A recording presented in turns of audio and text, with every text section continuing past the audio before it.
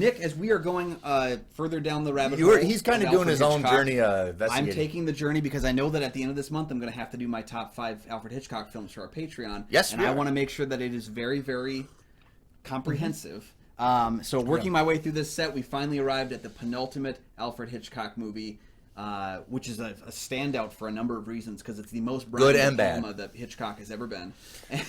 That's right. And it's the movie that defines Alfred Hitchcock nudity because it's the only one that features it. We're going to talk about Frenzy. It turned 50 this year. It's very polarizing. People really hate it, really love it, and it's Alfred Hitchcock at his dirtiest. Yeah, so at least watch the trailer because it's awesome. It's one of the best trailers of all time. And then come watch the movie, and then come watch the show.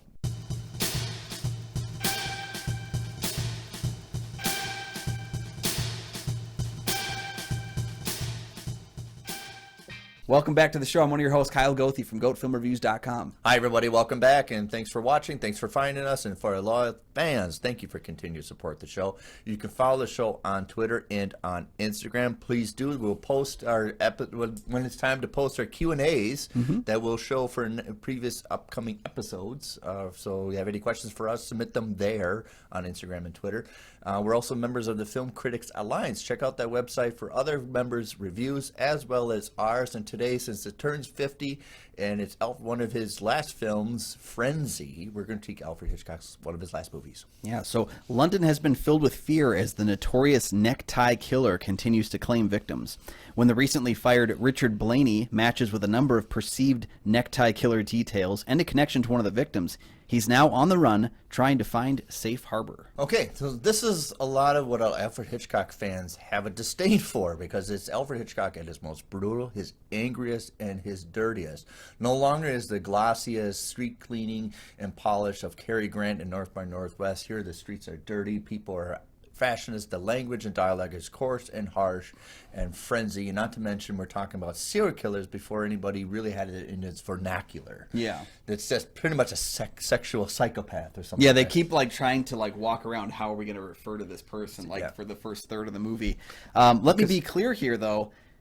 If you're upset that this is the movie where Hitchcock has broken his tropes, if you will, I'm sorry, it's his 51st movie. You've had 50 movies of the same. And I'm not saying Hitchcock made the same movie over and over again, but he used a lot of the same kind of criteria to put his film together. Yeah. I relish the idea of a Hitchcock movie where he tries something different as a director. And continues to evolve and try new things. The man was, in the 70s at this point? He was 72 in 1972, right. Yeah. So he didn't have to make movies. He didn't have to keep doing it. And in that way, it's kind of a one-off. And if you don't like the movie, you don't ever have to watch it again. I think this is Alfred Hitchcock's best movie since at least Psycho, and one of the best movies that he made. Yeah. I have to agree because we don't think of Alfred Hitchcock as an artist, and he constantly pushed boundaries of what he could do. Oh yeah, North by Northwest is probably the dirtiest movie you could find, but it's presented in a clean glass. Rear Window is all about voyeurism. What are your neighbors doing? Why don't you peer in the windows? And that's pretty much the spark of that. Psycho is him going off and talking about breaking the characters and stuff like that. Yeah. Kill your characters off in the first 30 minutes. So he's going to take risks at the older age. Not to mention, I think he's upset with the establishment that he's forgotten. People don't really care what he's doing anymore. And when people don't care what you do anymore, you can do whatever you want. Yeah. And not to mention, this is him returning back to his home. He's pretty much his home ground. Yeah, because he had made basically an unofficial trilogy of Britain film and movies. He'd done Under Capricorn and Stage Fright, but those were decades prior. And then he'd shot a little bit of The Man Who Knew Too Much, the remake. In a studio over there, right, yeah. But then this was his third movie that he was made once he left Britain and came to Hollywood. This is the third time he returned home to make a movie. And I really like the visual aesthetic of the movie. I like that we're spending times at this Covent Garden place. It's got a different flavor because he made so many American movies for so many years. It's nice to return he strips to away the gloss and it's a dirtier, kind of grimier characters, all filled throughout the whole narrative. And it's got this octane to it that never lets go. Even at the beginning of the movie, where Dick Blaney, where goes down and he's going to pull a drink from the bartender, and the conversation's not this pleasantry of Cary Grant, I'm going to have a drink in the morning. It's, you're fired, get out of here. He has a drink, and the guy's like, you're sleeping with one of the bartenders, you're fired. Like, it's just over, like, as which soon is as right, it he is, yes, yeah. So a lot of other things that are going with this movie is you have a difficult time a lot of films do, of having your protagonist being an alcoholic. Yes. And it's very hard to find. I think Die Hard 3 tried to make John McCain an alcoholic. You just want to sip to alcoholism. But here it's hard to root for somebody that's an alcoholic. And I think the whole metaphor is addiction. Yes. I think Alfred Hitchcock's investigating addiction. I can stop making movies. I don't want to, even if it's going to be a fail. So I think the whole cumbersome of making this movie, as well as each character, is all about obsessions. Even the women in the movie is like, I shouldn't be dating you, but yeah. Well, it's him rallying against his perceived, impression that he has. When you look at all the female victims in the movie, they're all almost like archetypes of Alfred Hitchcock, the main character women.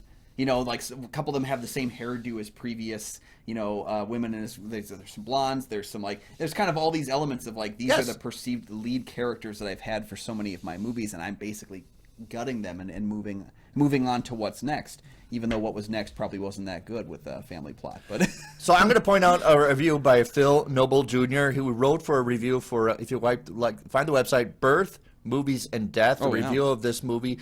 Is probably one of the best reviews of somebody who likes the movie and hates it at the same time. And I agree. There's a lot of things you can enjoy about it, but the harsh brutality of the movie is not people we're going to enjoy. There's brutal murder scenes that Alfred Hitchcock kind of shied away from, but initially that he's going to put a full force, as well as going to show nudity in the first 10 minutes of an Alfred Hitchcock movie. Yes. And you're like, what? He doesn't do that. Well, he's going to do it, and not only once, twice, 3 times. Yeah. Once it hit 4, I was like, oh my God, we're still here, huh? And then we're going to bookend this movie with nudity. Female nudity. And so he had worked, this was his first time working with screenwriter Anthony Schaefer, who had done, I think he had previously done the film Sleuth, and went on to do The Wicker Man after this. Wrote the book, The Wicker Man. Wrote the book for The Wicker Man, yeah. So working with him, what I really appreciated was it seemed like there was a give and take between the two of them. There's a great documentary on the Blu-ray for Frenzy that covers the interplay between the two of them. And it does seem like Schaefer was kind of veering away from the graphic violence, the graphic sexuality, and Hitchcock was like, no, we're putting it in. We are going to showcase this because that's what people are looking for right now. And Schaefer then kind of fought back on the second murder, and he said, I don't want to show it during the second murder. You've seen it once, you've seen what you got to do, and I think that makes the second murder more terrifying than the first. Well, he did very clever, flashy Alfred Hitchcocking. I think at the most is that point in the movie where the camera going into the apartment with the killer, and the camera just almost like the meme of Homer Simpson going into the bushes. I don't want to be a part of this anymore. But then he continues on. You can see the breakup now of the matting, but he breaks up, and then we go to the city. Just pretty much everybody's ignoring what's happening. Yeah, everybody's going on their day. I love that shot. It is a great shot. Quiet until it needs to be loud, and even though it's an obvious cut in the middle with the guy with the potatoes, it didn't take away from the movie. No. But being able to kind of scale back, and as you're scaling back, I was watching with my wife, and she kind of tapped. She was like, "Oh no!" It's kind of this feeling of dread as a viewer that you're able to kind of breathe in. It's like the Jaws murder. You don't see it, but you can imagine it then. And that especially when so he takes the kids. Yeah. So very much wonderful technique in why he's the master. You show the brutality when you need to, but when you don't show it, it becomes even more harsh. Yes. Right. So we see the woman floating in the river, which is very brutal, and we see the signature weapon of a necktie. And then we see when he does the second killing, he just shuts the door and then is kind of oblivious to the whole world, doesn't really care. Yeah. I wonder if, this is me spitballing ideas here, I wonder if this opening influenced the opening of Twin Peaks at all. Down by the water, a dead woman is found. Laura Palmer, wrapped in plastic. Blonde hair kind of a thing. Yeah, I had some real Twin Peaksy vibes with that opening, just because it was supposed to be kind of it's a normal London. There are people out there talking about what they're going to do politically and cleaning up the city and stuff like that. And then you have that anti-play of there's dirty running through the city still. Yeah, it's still dirty, in this garbage in the street. We're going to clean up the city. No, we're not. We got a killer on the loose. Yeah, exactly. So I got some real Twin Peaks-esque vibes from that. I'm wondering if that actually took place or not. But there is what he puts in the story, which I do enjoy, and I understand the reference of Twin Peaks. It's a very good catch. But the undercurrent of Britons who love murder mysteries. Oh, we have a murder mystery in our hands. We'll talk about it in the pub. This is just Talk about it with my wife. Yes, this is just relish. Don't we have like another Johnny on the spot killer? And it kind of is kind of like that with the cliches of Britain really enjoy. We have a killer that we could talk about. Well, and you'll notice too that the most people that are excited by the idea of it are men, because they're not in danger, and that's the whole idea too. The only female I think discussing the murder that wants to be is the inspector's wife, and I do believe she's at home all day, so she's not facing as many. She's not outdoors at night. She's not in danger as much as the other women would be. She feels safe with her cop husband. So it's interesting that the idea of someone gets murdered and we all have to talk about it like it's the next big pop culture movement. We're not seeing the pain that is being inflicted upon people, and there's so much that they kind of relish even the fact that our killer maybe rapes them. Like the two guys at the beginning of the pub, they're kind of like, what a nice guy to actually. Didn't that one guy say something like, is he a nice guy to rape him first? Yeah. And when I saw that, I was like, what are you doing? Right. So another element of criticism is this is Alfred Hitchcock's very misogynistic point of view in the movie. A lot of the men are very misogynist. Even Dick Blaney is, to the point like, oh, you women are ruining my day, and I'm gonna have another drink. Yes. I wonder if misogyny is the right term, because none of the guys who are misogynists in the film are likable. I don't think anybody's likable. Yeah, that's one of my biggest takeaways is that I really don't like Dick Blaney. I really don't like him. I'm interested in his plight, but I don't like him at all as a person. And that's what I talk about when we started up. It's very hard to have an alcoholic protagonist because it's his point of view through the lens of alcoholism. Yeah. If you just leave me alone and let me live my life, maybe I'll stop drinking. Well, how about you stop drinking first? Yeah. And maybe you'll want us in your life. Yeah. Which is very hard to do when you want to root for an alcoholic protagonist, because I've had alcoholics in my life. Yeah. And that's the first thing is, you're ruining my day, and I'm going to have to go back and drink. Yeah. Yeah, so in my mind, I'm seeing, John Finch's portrayal as Dick Blaney. And originally in the script, it is, as in the book, his last name is Blamey, or Blame Me, which is actually pretty funny. So when it was changed to Blaney, seeing John Finch playing the role, I struggled a lot between, is it poor writing of the character? Is it poor casting of John Finch? Was he just not right for the role, or is he just not doing the role very well? And I think it's a little bit of all three, but I don't really know if he's the right fit for that role if you want someone that is an equal amount of likability. You want to punch him in the face, and you want to see him win still. You want to see him overcome, but yet he's such a monster that he does no growing. And it's a problematic and frustrating element to the film. One of the few really frustrating elements. But it's what I like about the character written is anything that he holds in his hands will be crushed. He can't hold on to things gently. It's got to be like all together or not. Yes. And even if he doesn't think about it, like even he crushes the glass because she's. I love the overt strangling of everything in his life. He crushes the grapes, he crushes the glass, and yet that's kind of funny because you see him playing out as like the. We're gonna get him framed for the murder. We're gonna figure out that he's the killer, but then he's not gonna be. And we're gonna have this give and take really nicely. They hit it so hard that he's got all the elements of a killer. But I actually kind of like that too, because so often we view like someone as like, well, they match the description 10 out of 10. They've got to be the killer, right? Yeah. And sometimes a guy can just be a dirtbag, and that's not okay, but it's okay enough.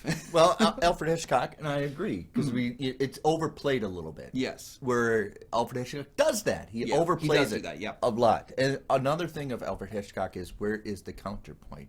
It's sometimes with the scenery, like with Cary Grant, the suit and tie businessman, but he's out in the farm. Yeah. But we understand the counterpoint is John Finch's, Dick Blaney's best friend, which is Bob. Yeah. That's Bob the Russ. counterpoint, which is you don't think of him as a killer because he's so soft, inviting, he assists people, and I think that's the first time it's the counterpoint that we understand for serial killers in the 70s, which now people are so used to real crimes investigation that serial killers and every on the outside are a chameleon. They could be, oh, he was so nice and charming. Every neighbor is, he just was really quiet. He went to church. What are you talking about? How can he be a serial killer? Which is, serial killers are able to mask very well into their environments. Yes. Michael Caine was offered the role of Robert Rush, our best friend, our fruit peddler. and didn't want to do it because he didn't want to be associated with that kind of character. And but he does go on to do it with the De Palma exactly, movie. Yeah. But the thing about Michael Caine is I wouldn't have wanted him for this role because I think Barry Foster is really, really good in this role. I don't know much about Barry Foster. I know he was in like Battle of Britain, Ryan's Daughter, some other films like that, but not ones that I've specifically watched. There was a TV show that he did where he actually was the detective. Oh yeah, yeah. And I didn't know much about him going in. I think he has one of the best introductions in a Hitchcock movie because not for a single moment was I even thinking that he was going to be the killer itself. It's done so subtly early on in the film that he's introduced. He's recognizing the plight. And you get the sensation he might turn on his best friend when it comes to it, but not the sensation that he is the very guy he is. I'm pleasant. Here, even my mom's coming up to say hi. Yeah. And I really, really liked his performance in the film because he has to do a lot of really not great things. As an actor, it's really not fun to do those kinds of scenes if you're a respectful actor. Yeah. But he does it, and he puts every effort into it, and... It's disturbing as hell. The turning when he goes into the matchmaking office where Dick Blindy's ex-wife is, and she knows that as soon as he shuts the door that she's in danger. But we don't know it. Yeah, we get this uncomfortability around him, but it's never explicitly known at that point what's going to happen.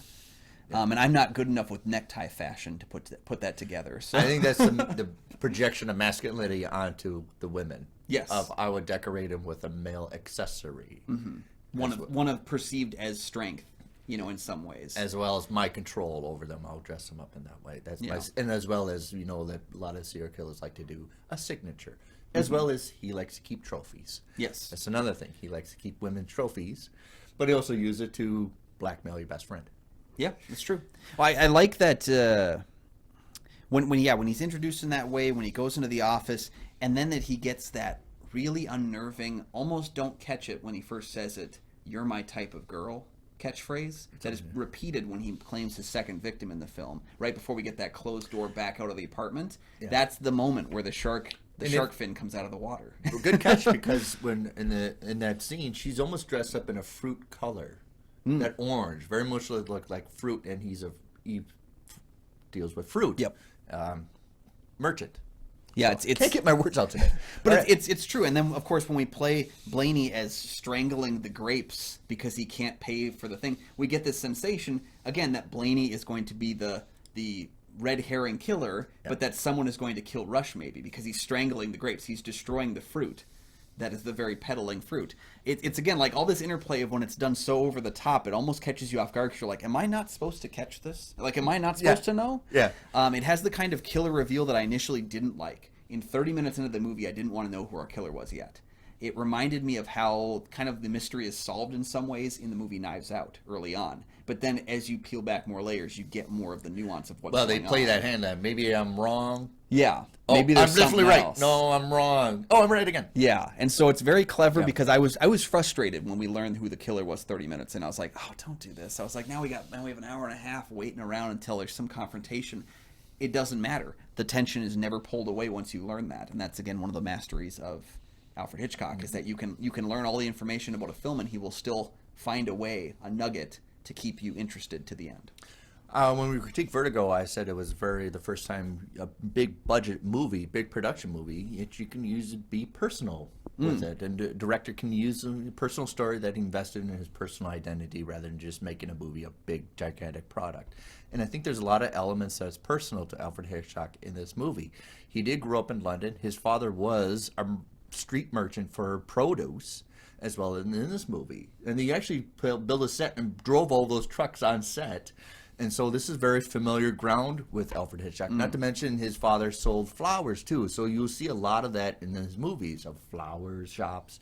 There's a great scene in To Catch a Thief where Cary Grant falls into the basket of flowers being chased by bad guys. And as well as he always uses the color green as a significance. So that's like vegetation and flowers. And I think that's Alfred Hitchcock using a kind of a personal signature to kind of use for his artworks. Yeah. Almost like if he was a portrait, he'd probably paint flowers and vegetables all day long. Yeah. As well as maybe murders and stuff like that. Yeah, you can tell when Hitchcock is putting himself into his film. is putting himself into the story, is applying a little bit of his worldview.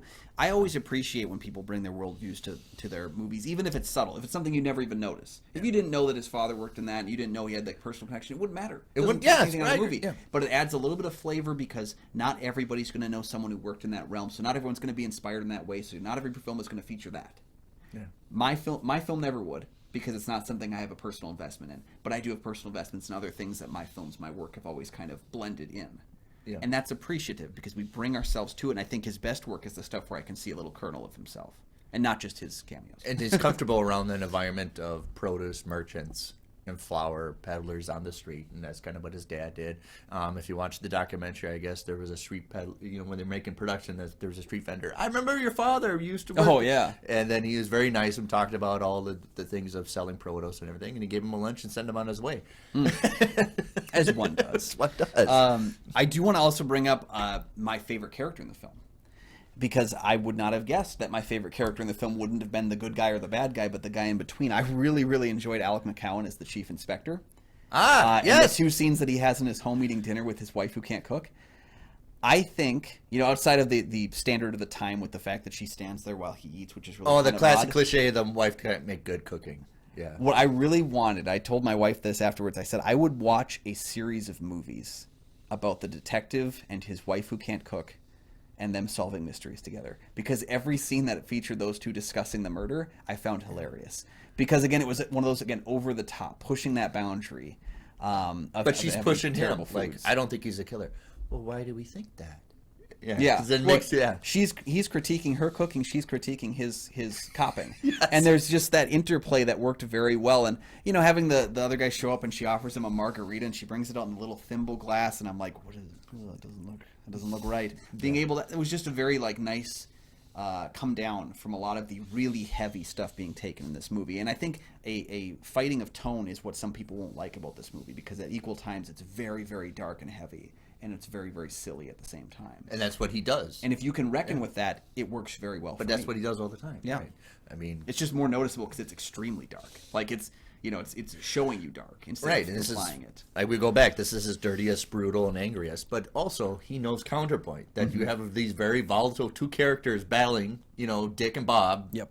Harsh. You have to bring some softness. And why we do it with the character of the chief inspector, who's a little deflated. He's not going to be expressive, highly reserved, but he's always kind of had the gears. It almost reminds me of the detective from Dial M for Murder. Kind of the same element of, did we really solve this murder? I don't think so. But also you have another element of somebody being blamed for something that they didn't do in a lot of Alfred Hitchcock movies. That it is the archetype. Yeah. I didn't, in 39 Steps, it starts the same way as North by Northwest. You're the spy. No, I'm not the spy. No, I have to go on this big journey to prove to you I'm not the spy. Yeah, there's always a change in who the real bad person is and what the person's being blamed for. But altogether, it's pretty similar stuff. And if you do it well, no one notices. I mean, they made 12 Friday the 13th films. I've enjoyed most of them, and they're the same movie over and over again. If you do it well every time, if you make it for your audience, they will come out to watch it again. And I think that's what Hitchcock did, is he found stuff that interested him, and he made the movies with his style, and people recognized it. Yeah. So I don't think a lot of the criticism is he went off the rails, and he's not going to come back. But I think this is all intentional. I'm going to make a dirty, unglossy, unpolished film about a murderer. I'm going to elements about my signature self. I'm going to go back home and make my movie at my elderly age and thumb my nose at the system. Yeah. And it was an aging Hitchcock. His wife had a stroke during production, so he had to take a few days off. He injured his back on the first day of filming in his hotel room before he even got to the set. So it was a Hitchcock that was battling his mortality. It's also, you want to talk about going off the rails. I got 2 syllables for you, and it's topaz. But this is a return to form. In some ways, it's just because he'd been separated from that form for so long. The mistaken identity hadn't happened since North by Northwest, right?